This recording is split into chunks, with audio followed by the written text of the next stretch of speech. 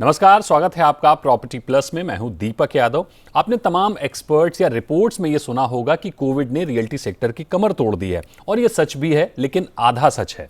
जिन developers के project फंसे हैं, जिन प्रोजेक्ट्स ने दिक्कतें झेली हैं, या जो डेवलपर्स आज भी फंड की कमी से जूझ रहे हैं, वो असंगठित अनियमित डेवलपर्स हैं जिन्होंने रियल एस्टेट की बहती गंगा में हाथ धोने की कोशिश की।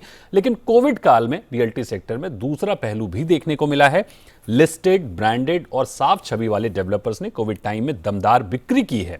इसी का नतीजा है कि जो अनसोल्ड स्टॉक है वो करीब 6 साल का था पहले, वो अब घटकर 18 से 20 महीने का बचा हुआ है। इसी को ध्यान में रखते हुए देश के टॉप 7 शहरों में ब्रांडेड डेवलपर्स ने भारी मात्रा में लैंड बैंक तैयार किया है। एनारॉक प्रॉपर्टी कंसल्टेंट की रिपोर्ट की माने तो इन 7 शहरों में रियल एस्टेट डेवलपर्स के लिए बिल्डर्स ने रियल एस्टेट डेवलपमेंट के लिए 1757 एकड़ से भी ज्यादा जमीन खरीदी है। बड़ी बात यह है कि इसमें करीब 70% जमीन रेजिडेंशियल डेवलपमेंट के लिए खरीदी गई है, यानी आने वाले वर्षों में आपको इन शहरों में भारी मात्रा में घरों की सप्लाई देखने को मिल सकती है। तो लैंड बैंक की भारी खरीदारी के पीछे की कहानी क्या है, किन शहरों में कितनी जमीनें खरीदी गई हैं, किन डेवलपर्स ने कितनी जमीनें खरीदी हैं, कहां कितनी सप्लाई बढ़ने की उम्मीद है, इन्हीं बातों पर होगी आज की चर्चा। हमारे साथ हैं रियल एस्टेट इंडस्ट्री के दिग्गज एक्सपर्ट्स, उनसे आपका परिचय कराते हैं। हमारे साथ हैं Prashant Thakur, research head Anarock properties. Ashish Narayan Agarwal है हमारे साथ, founder and CEO property pistol. और हमारे साथ जुड़े हुए हैं आशीष कुकरेजा, सीईओ होमिफाई.in। आप सभी मेहमानों का बहुत बहुत स्वागत है जी बिजनेस पर। मेरा पहला सवाल प्रशांत ठाकुर साहब आपसे ही होगा। सबसे पहले तो ये बताइए कि ये जो रिपोर्ट है आपकी, उसके हाइलाइट्स क्या है? नमस्कार दीपक जी। आपने बिल्कुल सही कहा कि कोविड के समय जितने भी स्ट्रॉन्ग डेवलपर्स हैं उनके लिए समय काफी अच्छा रहा है, और इसी के संदर्भ में हमने जो रिपोर्ट निकाली है जो फोकस करती है लैंड बैंक किसने कितना लिया है, तो एक चीज जो सामने निकल कर आई है कि एमएमआर रीजन में सबसे ज्यादा डेवलपर्स ने लैंड बैंक एक्वायर किया है, और उसके बाद आपका गुड़गांव है।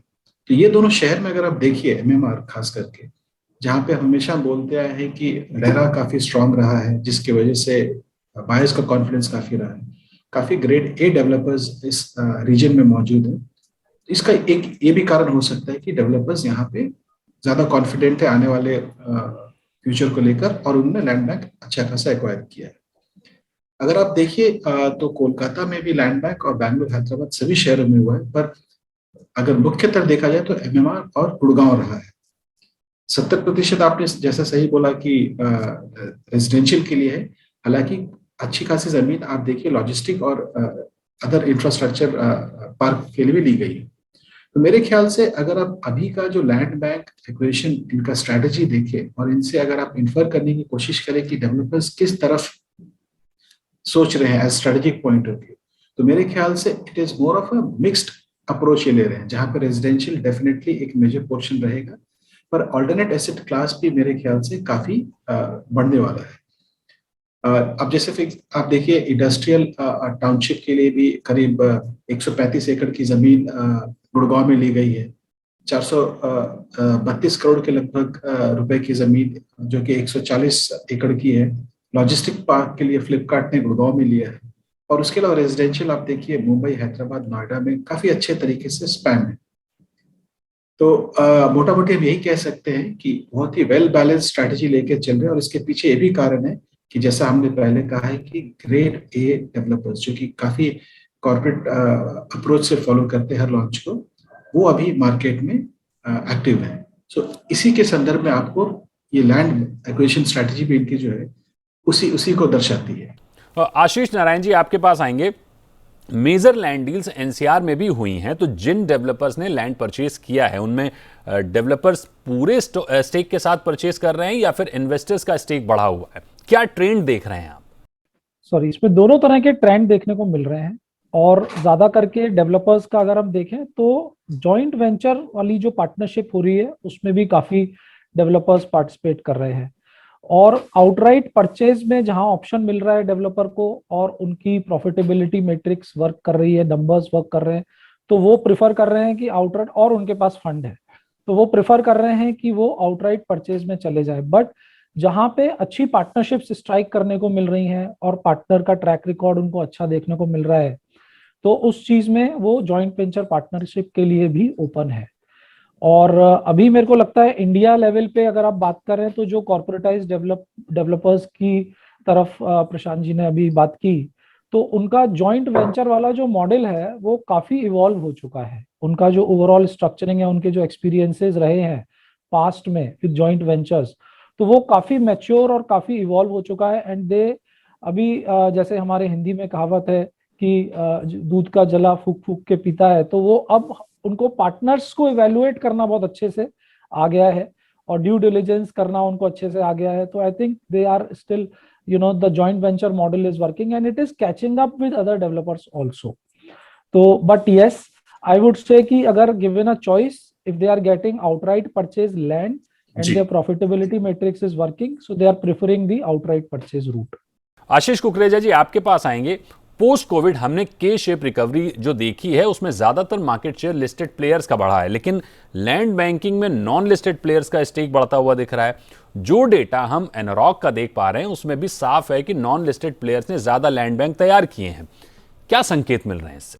देखिए, अभी आप अगर लोधा का QIP समझेंगे तो उन्होंने जब बात करी तो उन्होंने ये बताने की कोशिश करी कैसे वो जेवीज में आगे बढ़ रहे हैं, कैसे जॉइंट डेवलपमेंट एग्रीमेंट में आगे बढ़ रहे हैं। तो मार्केट पहले ये बात करता था कि लैंड बैंक कितना है, अभी इस चीज को नेगेटिव स्टेटमेंट माना जाता है दीपक जी, कि लैंड बैंक ज्यादा लेकर अगर कोई बड़ा दिग्गज लिस्टेड प्लेयर बैठा है तो वो उसको अच्छा नहीं माना जाता। जो अभी आशीष जी और प्रशांत जी बता रहे थे कि जो वेलोसिटी से बड़े प्लेयर अब सेल्स कर पा रहे हैं वो एक सबसे बड़ा फैक्टर माना जाता है। तो इसीलिए लिस्टेड प्लेयर्स ज्यादा से ज्यादा JDA में और इस तरफ बढ़ रहे हैं। और जो कुछ प्लेयर्स की लेगेसी है वो डिस्ट्रेस एसेट्स बहुत अच्छे से बाय करते हैं, उन्होंने दिग्गज है वो इस आज से नहीं काफी सालों से हैं। तो वो लोग फिर जो लिस्टेड नहीं है, जैसे आप बोल रहे हो कि ऐसे बहुत से प्लेयर हैं जो लिस्टेड नहीं है और लैंड बैंक के मामले में बहुत तेज माने जाते हैं, तो वो फिर बाय कर रहे हैं। लेकिन लिस्टेड स्पेस में जब आप गए और अब इतने सालों बाद जब रियल एस्टेट एनालिस्ट बढ़ रहे हैं, नहीं तो कोई सेक्टर को देखने को तैयार नहीं था, नहीं अब देख रहे हैं तो वो यही देखते हैं कि सिंपल कैश फ्लोज कैसे समझ में आ रहे हैं, ज्यादा लैंड है तो प्रॉब्लम है, अच्छा नहीं है, ऐसा माना जाता है। प्रशांत जी, ये जो जमीनें खरीदी गई हैं इनमें हम आपकी रिपोर्ट को देखें तो डेवलपमेंट अथॉरिटी से एक ही जमीन खरीदी गई है, ज्यादातर जमीन डेवलपर्स ने आपस में खरीदी बेची हैं। तो इससे क्या समझा जाए? देखिए, मेरे ख्याल से काफी हैंड होल्डिंग हुई है इंडस्ट्री के अंदर में। बहुत सारे जो डेवलपर्स थे जिनके पास शायद कैश फ्लो की कमी थी, उनके पास एक वायबल लैंड पार्सल था, और कोई एक ऐसा डेवलपर है जिसके पास फंडिंग अपॉर्चुनिटीज हैं पर लैंड बैंक नहीं है, तो दोनों साथ में इकट्ठा है। तो एक तरह से ये जो क्लेंजिंग ऑफ सेक्टर जो हुआ है वो ज्यादा अच्छा रहा। सो अगर आप देखते हैं, जैसे किसी इंडस्ट्री की हम बात करते हैं, अगर किसी इंडस्ट्री में ऑलरेडी ओवर कैपेसिटी है और कोई एग्जिस्टिंग प्लेयर बाहर से जाकर और कैपेसिटी बिल्ड कर लेता तो इंडस्ट्री के लिए ठीक नहीं रहता। सो होना क्या चाहिए कि एग्जिस्टिंग कैपेसिटी को आप थोड़ा न्यूट्रलाइज करने के लिए आपस में कंसोलिडेट करें। सो वही हुआ है। जमीन काफी थी डेवलपर्स के पास, कुछ लोग उसको यूज कर पा रहे थे, कुछ नहीं कर पा रहे थे, और ऐसे में अथॉरिटी से जाकर और नया सप्लाई एग्जिस्टिंग स्टॉक में लाने से सबकी परेशानी बढ़ती। तो मेरे ख्याल से बहुत ही समझदारी डेवलपर्स ने दिखाया है, जिसके वजह से ओवर सप्लाई ऑफ लैंड नहीं रहेगा। बिकॉज जैसा कि आशीष जी ने कहा कि वो जमाना चला गया जहाँ पे सारी रियल एस्टेट कंपनियां लैंड बैंक पे वैल्यूएशन मिलती थी, अब वो बिल्कुल नहीं रहा। आपके एग्जीक्यूशन पे वैल्यू मिलती है, आपके कैश फ्लो पे मिलती है, और आप कितनी जल्दी प्रोडक्ट लॉन्च करके कितनी जल्दी उससे निकल पाते उस पर डिपेंड करता है। और मेरे ख्याल से ये भी एक कारण है। और हम सबको पता है कि अथॉरिटी से लैंड लेना थोड़ा लंबा प्रोसेस है, और चूंकि अभी कोविड के तुरंत बाद एक पॉजिटिविटी मार्केट में बनी हुई है, तो सभी ने इनकैश करने की कोशिश करी कि भाई इस चलते हुए बाजार में जितना जल्दी हम अच्छा प्रोजेक्ट लॉन्च कर सके, और अथॉरिटी के थ्रू जाना थोड़ा लंबा प्रोसेस पड़ जाता है, और मेरे ख्याल से वो अभी वाजिब रहता भी नहीं। हम झूठ मूठ का और भी लैंड अपने इंडस्ट्री के अंदर लेकर आते हैं। सो जो अभी है उसका सही और सटीक समाधान होना बहुत जरूरी है, चाहे वो लैंड बैंक हो, चाहे वो एग्जिस्टिंग इन्वेंट्री हो। तो मेरे ख्याल से ये एक बहुत ही समझदार और एक मैच्योर स्टेप, या तो लोगों ने जानबूझ कर लिया या फिर एक ऑटोमेटिकली हो गया, पर जो भी हुआ अच्छा स्टेप रहा ये। बिल्कुल इसी सवाल को एक बार थोड़ा सा मैं आपसे भी समझना चाहूंगा आशीष कुकरेजा जी। इस पूरी लैंड बैंक की डील्स में सिर्फ एक प्लॉट HSIIDC ने बेचा है, बाकी सारे प्राइवेट प्लेयर्स ने आपस में खरीदे बेचे हैं। तो क्या ये इंडस्ट्री के डिस्ट्रेस को नहीं दिखा रहा है? देखिए, डिस्ट्रेस का एक टाइम था, और उसको जो प्लेयर्स हैं उन्होंने भुनाया। ऐसा नहीं है कि डिस्ट्रेस का समय नहीं आया था कोविड हिट होने के बाद। और यहाँ पे भी फोमो होता है, कुछ प्लेयर्स ने जल्दी लैंड लेना शुरू किया, फिर पीछे पीछे बाकी प्लेयर्स भी अपने शेल से बाहर आए। लेकिन ऐसा नहीं है कि इन प्लेयर्स ने भी अपनी लैंड्स को मोनेटाइज नहीं किया है। जैसे कि अगर आप देखें तो लोधा ने कुछ डेटा सेंटर से रिलेटेड कुछ मोनेटाइजेशन करी है। शायद प्रशांत जी इस पे थोड़ा लाइट थ्रो कर पाए। पलावा का उनका एक लैंड रहा है। तो अपने अपने तरीके से जिस जिसकी जो स्ट्रेंथ थी उसने उस पर काम किया। और आई वुड से कि डिस्ट्रेस एक तरह से ये मैरिज बहुत अच्छी रही पिछले कुछ समय में, क्योंकि जो बड़े लैंड ओनर्स थे उनको समझ में आ गया कि अब वो उनको ब्रांडेड प्लेयर्स के साथ ही जाना पड़ेगा। देखिए, आज दीपक जी आप घर लेने जाएंगे, पहले आपको अगर ब्रांडेड प्लेयर के लिए 30-35% प्रीमियम देना पड़ रहा था, अब नहीं देना पड़ता। 10-15% में आपको एक अच्छा ब्रांडेड प्लेयर मिलता है, तो आप उसी से ही घर लेंगे। तो उसका वजह से बड़े जो लैंड ओनर्स हैं उनको समझ में आ गया कि अब हमें इक्का दुक्का दो ऐसे कॉर्पोरेट्स हैं जो लैंड ओनर्स भी हैं और अच्छे डेवलपर भी बने, क्योंकि उनके ब्रांड में इतनी स्ट्रेंथ है। रेमंड है, बिरला है, वो ब्रांडेड, उनका ब्रांड लेगेसी है। तो अदरवाइज तो बड़े लैंड ओनर्स को ये बात समझ में आ गई है कि वो नहीं होता। तो अब डिस्ट्रेस जैसा नहीं है, एक बड़ा फाइन सा जोन है। To just sum it up with you, एक बड़ा फाइन सा जोन है जहाँ पे डिमांड सप्लाई अच्छे से मैच कर रही है और शादियां हो रही हैं। लेकिन कोविड के पीरियड में जरूर थे 3-6 महीने ऐसे जहाँ बड़े प्लेयर्स ने बहुत अच्छे से उसको बुनाया। आशीष नारायण जी, अभी भी अनसोल्ड इन्वेंट्री के मामले में एनसीआर लीड कर रहा है। डिस्प्यूट और लिटिगेशन के मामले में भी एनसीआर सबसे आगे है। ऐसे में नई सप्लाई को मार्केट कितना एब्जॉर्ब कर पाएगा? क्योंकि जिस तेजी से हमने देखा है ये लैंड बैंक डील्स हुई हैं, ये लैंड बैंक तैयार किए गए हैं, जाहिर है आने वाले समय में एक बड़ी सप्लाई देखने को मिलेगी। तो नई सप्लाई मार्केट में कितना एब्जॉर्ब होती हुई दिख रही है आपको? एनसीआर को आपको रीजन्स में डिवाइड करना पड़ेगा। एक तो आपको नोएडा, गुड़गांव और दिल्ली की बात करनी पड़ेगी। अगर हम गुड़गांव मार्केट की बात करें तो गुड़गांव मार्केट में कुछ माइक्रो मार्केट्स हैं, golf extension road for example, जहां पे बहुत अच्छी माने डिमांड है और क्वालिटी प्रोडक्ट्स की बहुत अच्छी डिमांड है। और आज के दिन भी वो मार्केट्स बहुत सस्टेन कर रहे हैं। डिमांड सप्लाई इक्वेशन वहां पे अभी भी इन फेवर ऑफ डेवलपर्स है। वहां पे आज के दिन भी अच्छे प्रोडक्ट्स अगर आ रहे हैं तो बहुत अच्छे से मार्केट उसको एब्जॉर्ब कर रहा है। मैं नोएडा मार्केट की अगर बात कर रहा हूं तो नोएडा मार्केट में ओवर सप्लाई है और वो उसका बेसिकली एक हैंगओवर है फ्रॉम यमुना एक्सप्रेसवे पे जो इन्वेंट्री क्रिएट हुई, ग्रेटर नोएडा में जो इन्वेंट्री क्रिएट हुई, वहां का अगर मैं आपको historically I am sure we will all appreciate that RERA आने के बाद जो क्लीनिंग हुई है वो वहां पे सबसे बड़ा इम्पैक्ट उसका आया है। पहले वहां शॉर्ट टर्म ट्रेडिंग चलती थी जो इंडिया में कहीं भी नहीं चलती थी, सिर्फ एनसीआर में चलती थी और नोएडा में बहुत ज्यादा रैम्पेंट थी वो बिकॉज ऑफ ह्यूज इन्वेंट्रीज। जो एक के बाद एक प्रोजेक्ट डेवलपर्स लॉन्च करते चले गए और जो बायर्स थे जिनको 10% देना था और फिर वो उसको रोटेट कर देते थे, प्रॉपर्टी को बेच के निकल जाते थे। किसी के पास अगर 5 लाख रुपए डालने की कैपेसिटी है, आगे नहीं बुक करने की कैपेसिटी है, वो भी 50 लाख की प्रॉपर्टी बुक करता था और उस पे 50 लाख का 60 लाख हो जाता था, तो वो 6 लाख लेके 2 महीने 3 महीने में निकल जाता था। तो ये जो आर्टिफिशियल बबल क्रिएट हुआ था वहां पे और रेरा आने के बाद जो उसके ऊपर एक फुल स्टॉप लगा है, तो वो एक इन्वेंट्री ओवरहैंग है जो टाइम ले रहा है जाने में। और नोएडा मार्केट अभी भी स्लगिश है, जहां तक मेरा अपना फीलर आया है। नोएडा में अभी भी इन्वेंट्री ओवरहैंग रहेगा और उसको थोड़ा टाइम अभी और आप समझिए जाएगा। डिस्ट्रेस असेट्स हैं वहां पे, प्रोजेक्ट वायबिलिटीज वहां पे नहीं रही है कई प्रोजेक्ट्स की, तो उस मार्केट के अंदर करेक्शंस आने में अभी थोड़ा और टाइम लगेगा। It's a hard face which that market is currently going through, but I think NCR overall. और दिल्ली की अगर बात करेंगे तो दिल्ली में you have lot of buying purchasing power and you have basically जो क्वालिटी असेट्स हैं वो, अगर मैं बात करूं कनॉट प्लेस की, कुछ एक रिसेंट लैंड डील हुई है उसमें गोदरेज वगैरह की, प्लस अगर इधर ओखला रीजन की बात करूं तो वहां डिमांड है अच्छे प्रोडक्ट्स की। People are looking at premium and super premium products which these developers are gearing to bring into the market, and there is good demand for that product in that market पर से। तो NCR को मैं दीपक जी इस तरीके से देखता हूं।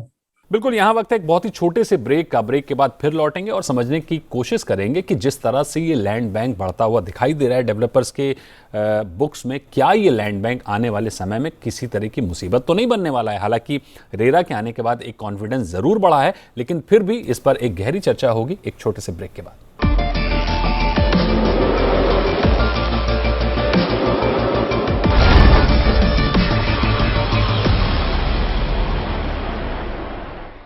Welcome back. आप देख रहे हैं प्रॉपर्टी प्लस और आज हम चर्चा कर रहे हैं कि जिस तरह से कोविड टाइम में टॉप डेवलपर्स ने टॉप 7 शहरों में लैंड बैंक अपने बढ़ाए हैं, ये लैंड बैंक क्या संकेत दे रहा है? क्या मार्केट में एक बड़ी सप्लाई आने वाली है? अगर आने वाली है तो किस सेगमेंट में होगी?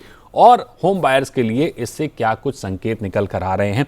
इन्हीं चीज़ों को समझने के लिए आज हम इस शो में चर्चा कर रहे हैं। हमारे साथ मेहमान जुड़े हुए हैं, चर्चा को आगे बढ़ाते हैं। अब प्रशांत जी आपके पास आएंगे। आने वाले समय में हम रीजन वाइज देखने की अगर कोशिश करें तो आपका डेटा क्या कहता है नियर फ्यूचर में? क्योंकि बीते कुछ साल में हमने देखा है कि सेल भले ठीक हुई है लेकिन नए लॉन्च घटे हैं। तो सीधा सवाल कि किन रीजन में, किस सेगमेंट में सप्लाईज देखने को मिलेगी?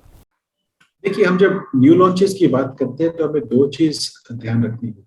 पहली बात, हम अगर 2020 के लो लेवल से कंपेयर करें तो हम उससे बेहतर हैं 2021-22 में। पर हमने जो फोरकास्ट जो करी है डेटा, आपने देखा होगा 2023 तक भी हम 2014 के लेवल को क्रॉस नहीं कर पा रहे हैं।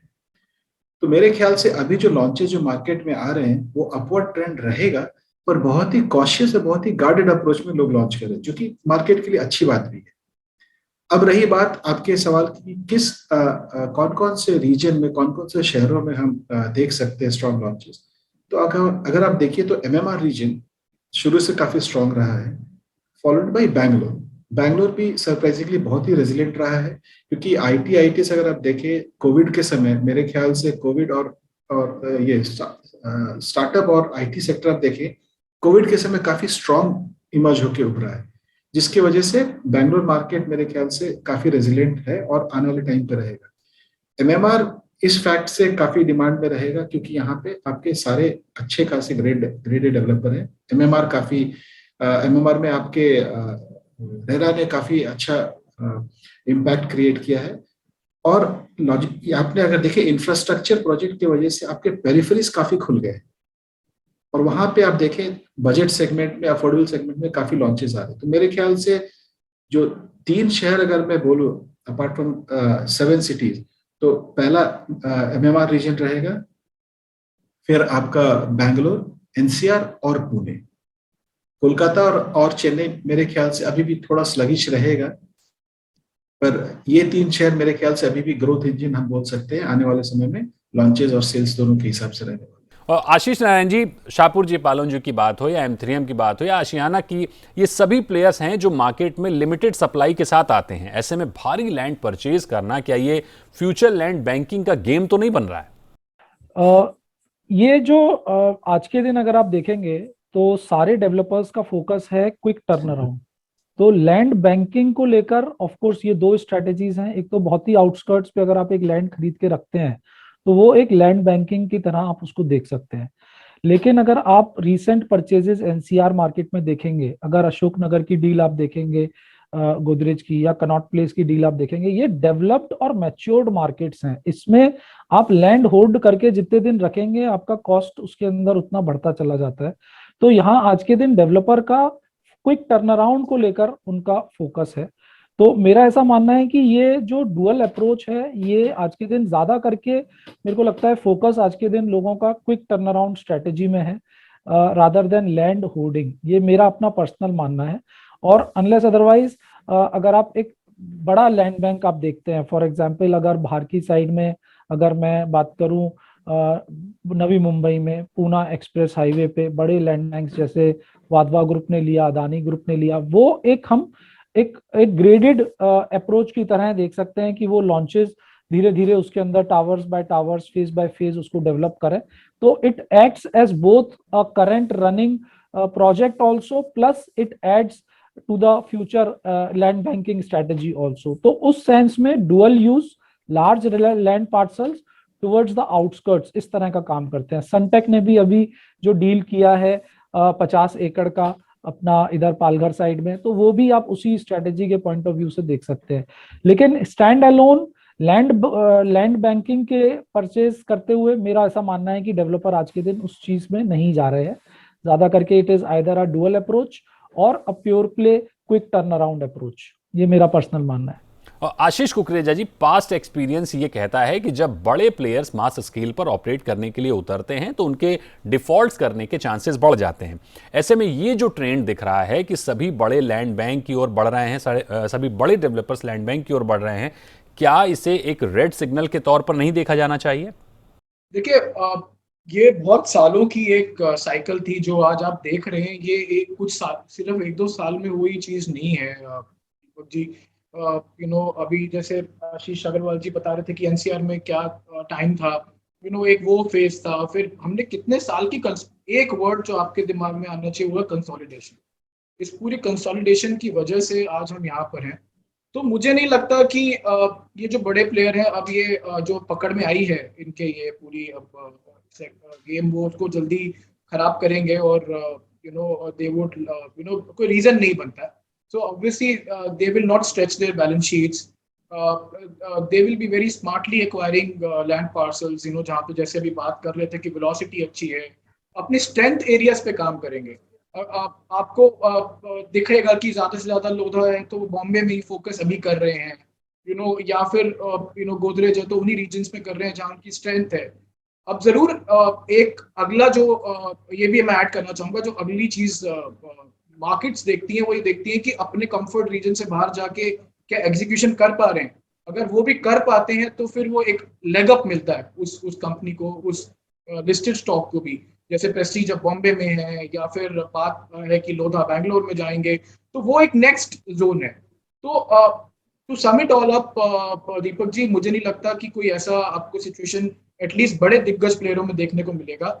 और पहले बहुत सारा ये ब्लैक बॉक्स जैसा सिचुएशन था, तभी फॉरेन इन्वेस्टर्स भी नहीं थे पिछले कुछ सालों में। और अब आप देखिए कि होड़ लगी है फॉरेन इन्वेस्टर्स की रियल एस्टेट सेक्टर में आने के लिए, तो इसीलिए क्योंकि कॉर्पोरेट गवर्नेंस काफी इंप्रूव हुआ है, तो मुझे इसके चांसेस कम लगते हैं।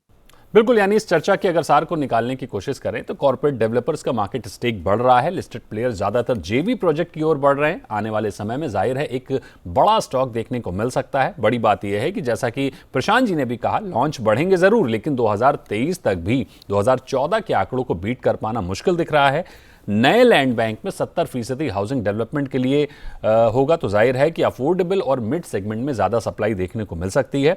जाहिर है पुराना एक्सपीरियंस ये कहता है कि जब डेवलपर्स मास स्केल पर ऑपरेट करते हैं तो डिफॉल्ट्स का खतरा ज़रूर बढ़ जाता है, लेकिन आज रेरा के आने के बाद एक कॉन्फिडेंस ज़रूर बना हुआ है मार्केट में, ये एक बड़ी बात है। तो आज की चर्चा में फिलहाल इतना ही। आप सभी मेहमानों का बहुत बहुत शुक्रिया हमारे साथ जुड़ने के लिए और अपनी राय देने के लिए। बाकी आप दर्शकों से अनुरोध है कि आपका इस शो से जुड़ा कोई भी सवाल हो या आपकी कोई भी राय हो, सुझाव हो, तो आप हमें ज़रूर लिखिए। आप हमें सोशल मीडिया, ईमेल और व्हाट्सएप के जरिए भी अपने सवाल भेज सकते हैं और अपनी सुझाव और राय भी भेज सकते हैं। तो आज के शो के लिए इतना ही। मिलते हैं अगले शो में किसी और टॉपिक के साथ। नमस्कार।